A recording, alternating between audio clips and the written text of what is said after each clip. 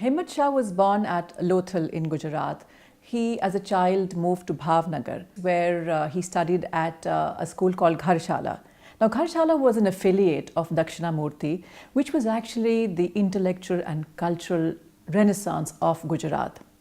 He says that he was fiercely independent at a very young age. He actually ran away from school, he ran away from home, and later on he says that he even decided to leave Baroda school because it was stifling. Now that's the personality Himmat Shah is. For him, material is extremely important, and his studio was absolutely amazing. It was full of sculptures, yes, but inane objects, glass bottles, objects picked up from the road. So if I see his Gandhian philosophy, I feel he's got a few desires in life: books, cassettes, and objects picked up from the streets. While in Baroda, Himmat Bhai looked at Bendre as the modern artist, and in K.G. Subramaniam he saw his leaning towards folk art. And I think these are two elements he's combined in his work. Himmat Bhai, when I see him as a minimalist, a modernist in his execution, and yet a modernist inspired by folk art.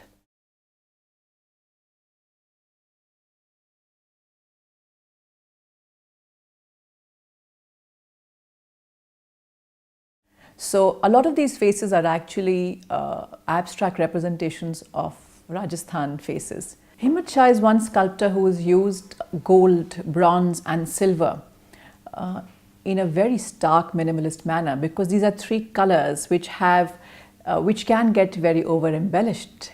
But that's something you don't see when you see his work.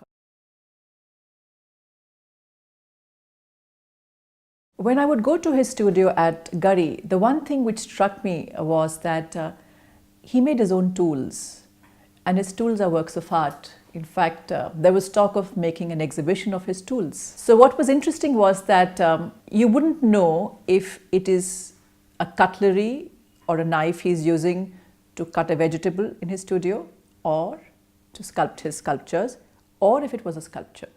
So he lived a life where his material, his life and his sculpture was all one, and he continues to do so.